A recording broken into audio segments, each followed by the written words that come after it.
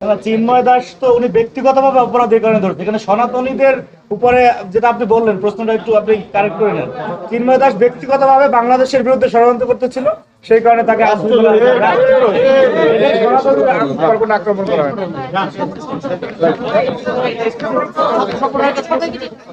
ভাই আপনারা প্রশ্ন করেন ছাত্র সংগঠন, এখানে ছাত্র জাতীয়তাবাদী ছাত্র দল বা ইসলামী ছাত্র শিবির বা হচ্ছে বাংলাদেশ ছাত্র সমাজ। আচ্ছা, এটা নিয়ে হচ্ছে হলো আমার ভাই বোন আমার ভাই ক্লিয়ার করেন। মানে এই যে সংহতিটা কিভাবে পালন করবে এটা নিয়ে? দেখুন,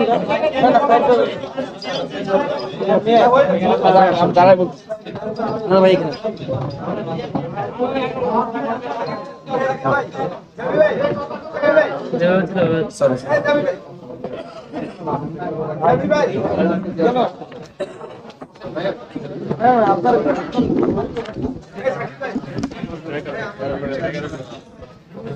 দেখুন 5ই আগস্টের যে খুনি হাসিনা, ইতিহাসের নিকৃষ্টতম স্বৈর শাসক খুনি হাসিনা যে পালিয়ে গিয়েছে, সেখানে বাংলাদেশে গণতন্ত্রকামী সকল ছাত্র সংগঠন বৈষম্যবিরোধী ছাত্র আন্দোলনের ব্যানারে যে আন্দোলন করেছিল, সেই ছাত্র সংগঠনগুলি মনে করতেছে যে এই মুহূর্তে হাসিনা পালিয়ে যাওয়ার পরে তার দোসর এবং চালাচুবান্ডাদের মাধ্যমে বাংলাদেশে যে আরেকটি অস্থিতিশীল পরিস্থিতি তৈরি করার গভীর ষড়যন্ত্র চলতেছে, সেই মুহূর্তে এই ছাত্র সংগঠনগুলি মনে করছে যে না, এই মুহূর্তে আমাদেরকে আবারও বসা দরকার।